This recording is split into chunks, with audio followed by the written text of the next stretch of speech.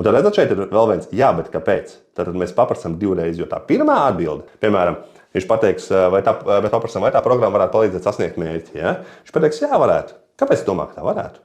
Nu, tāpēc, ka man patīk, ka jūs tur, nezinu, ka jums tur tie zvani vienreiz nedēļā un tas, ja? Un tad mēs paprasām vēlreiz vienu to, kāpēc, lai dabūtu to dziļāko iemeslu. Jā, bet kāpēc vispār ieguldīt sevi? Ja? Kāpēc vispār ieguldīt tās programmās? Kāpēc? Nē, tāpēc, ka vai būtu svarīgi uzlabot savas pārdošanas prasmes. Ja? Tas otrais, kāpēc? Jūs dabūsiet tādu sulīgāku atbildi ārā. Ja?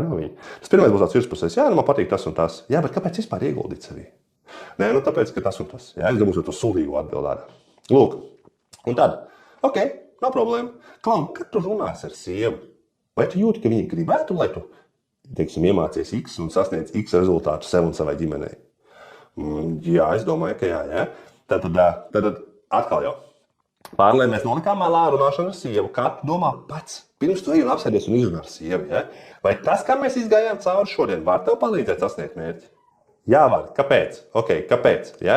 Un nav problēma. Klau, kad tu runās ar sievu, vai tu jūti, ka viņa gribētu, lai tu iemācies X un sasniedz X?